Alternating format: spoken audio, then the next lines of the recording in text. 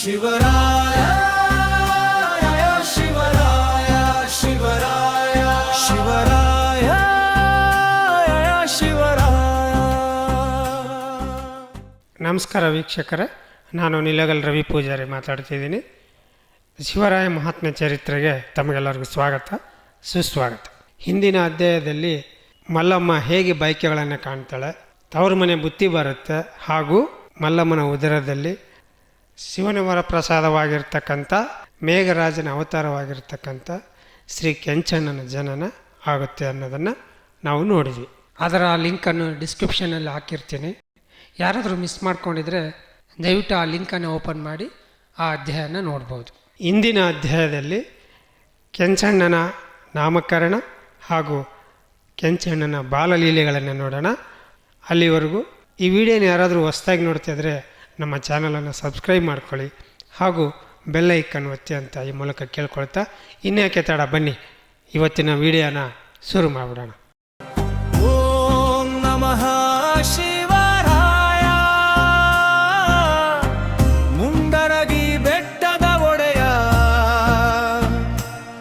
ಶಿವರಾಯ ಶಿವರಾಯ ಶಿವರಾಯ ಶಿವರಾಯ.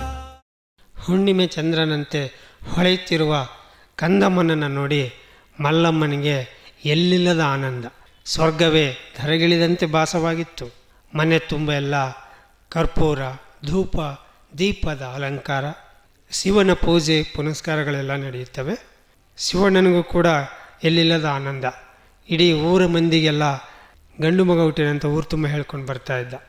ಇತ್ತ ಮನೇಲಿರ್ತಕ್ಕಂಥ ಮುದುಕಿ, ಸೊಸೆಗೆ ಮಕ್ಕಳಾಗಲಿಲ್ಲ ಅಂತ ಆಗಾಗ ಬೈಕೊಂಡಿರ್ತಿರ್ತಕ್ಕಂಥ ಮುದುಕಿ ಈಗ ಎಲ್ಲಿಲ್ಲದ ಸಂಭ್ರಮ ಪಡ್ತಾ ಇತ್ತು.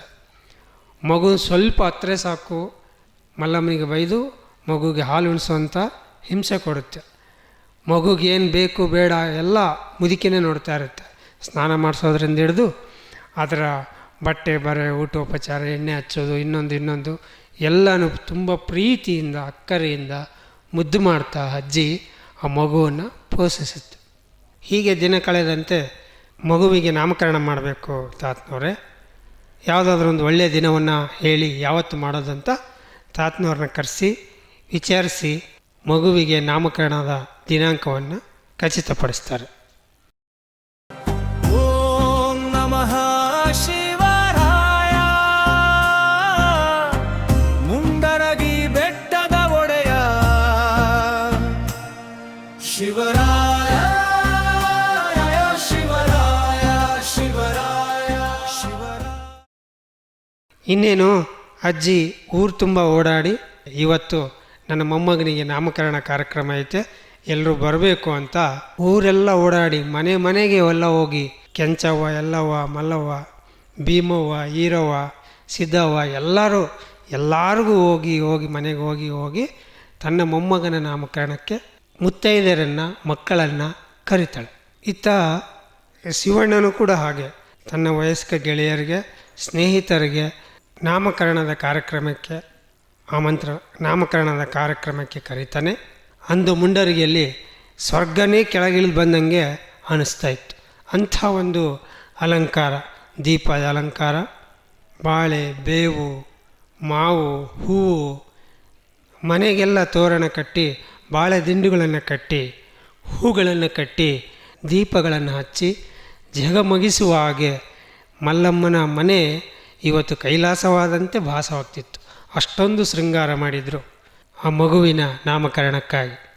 ಇನ್ನೇನು ಸಂಜೆ ಆಗ್ತಿದ್ದಂಗೆ ಮನೆಯ ಬಂಕದಲ್ಲಿ ಅಣ್ಣ ತಂದ ಹೊಸ ತೊಟ್ಟಿಲನ್ನು ಕಟ್ಟಿ ಅದಕ್ಕೆ ರೇಷ್ಮೆ ಪೀತಾಂಬರ ಬಟ್ಟೆಗಳನ್ನು ಸುತ್ತಿ, ಹೂಗಳಿಂದ ದಾರಗಳಿಗೆ ಅಲಂಕಾರ ಮಾಡಿ, ಗೆಜ್ಜೆ ಗಂಟೆಗಳಿಂದ ಅಲಂಕಾರ ಮಾಡಿ ತುಂಬ ಸುಂದರವಾಗಿ ಆ ಒಂದು ತೊಟ್ಟಲನ್ನು ಸಿದ್ಧಪಡಿಸಿರ್ತಾರೆ. ಇನ್ನೇನು ಸಂಜೆ ಆಗ್ತಿದ್ದಂಗೆ ಇಡೀ ಊರ ಜನ, ಮುತ್ತೈದೆಯರು, ಮಕ್ಕಳು ಎಲ್ಲರೂ ಈ ಒಂದು ಕೆಂಚಣ್ಣನ ನಾಮಕರಣಕ್ಕೆ ಆಗಮಿಸ್ತಾರೆ.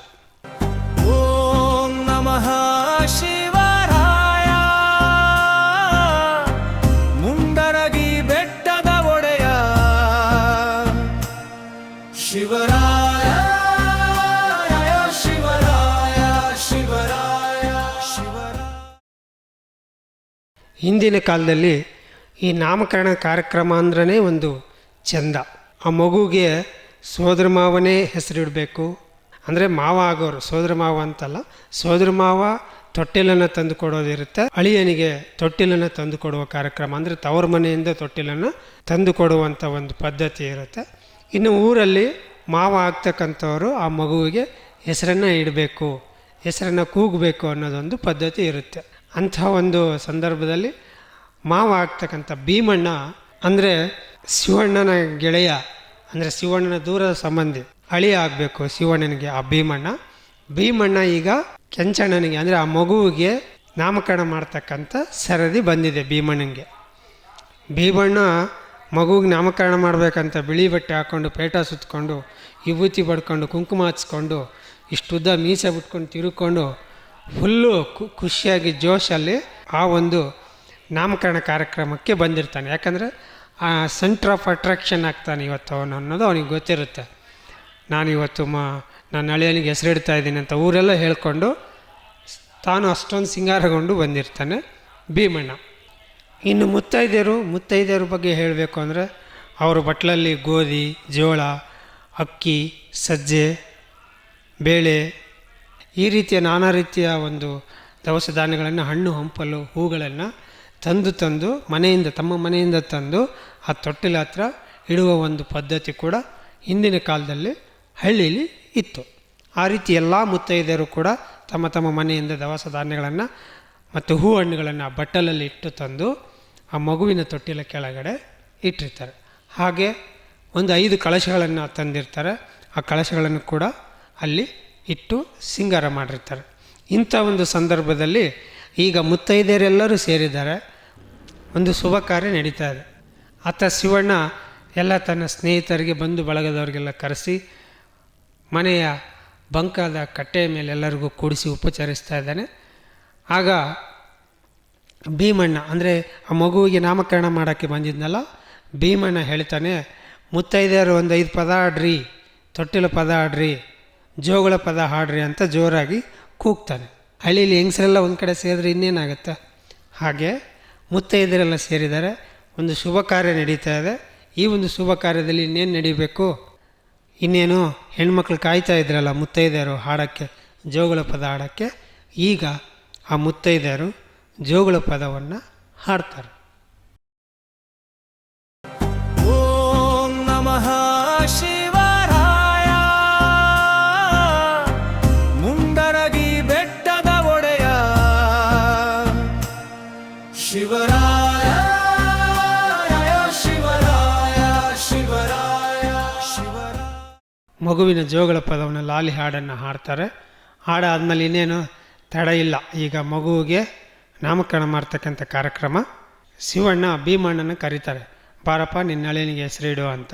ಆಗ ಭೀಮಣ್ಣ ಮಗುವಿಗೆ ಹೆಸರಿಡೋಕ್ಕೆ ಸಿದ್ಧನಾಗಿ ತೊಟ್ಟಿಲ ಹತ್ರ ಬರ್ತಾನೆ. ಇಲ್ಲಿ ಇನ್ನೊಂದು ವಿಷಯ ಇದೆ, ಯಾರು ಮಗುವಿಗೆ ಹೆಸರನ್ನು ಕೂಗ್ತಾ ಇರ್ತಾರೋ ಅವರ ಬೆನ್ನಿಗೆ ಮಕ್ಕಳು ಹೊಡಿತಾ ಇರ್ತಾರೆ. ಅದು ಹಳ್ಳಿ ಕಡೆ ಇರ್ತಕ್ಕಂಥ ಒಂದು ಆಗಿನ ಕಾಲದ ಪದ್ಧತಿ, ಅದು ಅಲ್ಲಿ ನಡೆಯುತ್ತೆ. ಒಂದು 5-6 ಜನ ಮಕ್ಕಳು ಎದ್ದು ನಿಂತಿರ್ತಾರೆ. ಅಂದರೆ ಆ ಭೀಮಣ್ಣನಿಗೆ ಅಳಿಯಂದ್ರಾಗೋರು, ಸೊಸೆಯಂದ್ರಾಗೋರು ಅವರು ಇರ್ತಾರೆ. ಆ ಥರದ್ದು ಒಂದು ಸಂದರ್ಭ ಅದು. ಈಗ ಭೀಮಣ್ಣ ಕೈಯಲ್ಲಿ ಒಂದು ತಟ್ಟೆ ಹಿಡಿದು, ಬಲಗೈಯಲ್ಲಿ ಒಂದು ಚಡಿ ಹಿಡಿದು ಆ ತಟ್ಟೆಯನ್ನು ನುಡಿಸ್ತಾ, ಅಂದರೆ ಆ ತಟ್ಟೆಯನ್ನು ಬಾರಿಸ್ತಾ ಹೆಸರನ್ನು ಕೂಗ್ತಾನೆ. ಈ ನಾಮಕರಣ ಮಾಡುವಾಗ ಮೊದಲು 4 ಹೆಸರು ಕೂಗ್ತಾರೆ. ಆ 4 ಹೆಸರು ಆದಮೇಲೆ ಆ ಮಗುವಿಗೆ ಯಾವ ಹೆಸರನ್ನು ಕರಿಬೇಕೋ, ಯಾವ ಹೆಸರನ್ನು ಇಡಬೇಕು ಮಗುವಿಗೆ, ಆ ಹೆಸರನ್ನು ಕೊನೆಯದಾಗಿ 5ನೇ ಹೆಸರಾಗಿ ಕೂಗ್ತಕ್ಕಂಥ ಒಂದು ಪದ್ಧತಿ. ಈಗ ಮೊದಲನೇದಾಗಿ ಭೀಮಣ್ಣ ಕೂಗ್ತಾನೆ, ಮಹೇಶ ಕುರ್ರ ಅಂತ ಕೂಗ್ತಾನೆ. ಎಲ್ಲ ದಪ್ಪ ಬೆನ್ನಿಗೆ ಹೊಡಿತಾರೆ. ಹಾಗೆ ಶಿವರಾಮ, ಸಿದ್ದೇಶ್ವರ, ಶಂಕರ, ಕೊನೆಯದಾಗಿ ಕೆಂಚಣ್ಣ ಕುರ್ರ ಅಂತ ಕೂಗ್ತಾರೆ. ಅಂದರೆ ಮಗುವಿಗೆ ಈಗ ಕೆಂಚಣ್ಣ ಅಂತ ನಾಮಕರಣ ಮಾಡ್ತಾರೆ. ಇದು ಸ್ನೇಹಿತರೆ ಇವತ್ತಿನ ದಿನ ಕೆಂಚಣ್ಣನ ನಾಮಕರಣದ ಒಂದು ಸನ್ನಿವೇಶವನ್ನು ನೋಡಿದ್ವಿ. ಇನ್ನು ಮುಂದಿನ ಅಧ್ಯಾಯದಲ್ಲಿ ಕೆಂಚಣ್ಣನ ಬಾಲಲೀಲೆಗಳು, ಕೆಂಚಣ್ಣ ಕುರಿ ಕಾಯಕ್ಕೆ ಹೋಗ್ತಕ್ಕಂಥ ಒಂದು ಸಂದರ್ಭದಲ್ಲಿ ಏನೆಲ್ಲ ನಡೆಯುತ್ತೆ ಅಂತ ನೋಡೋಣ.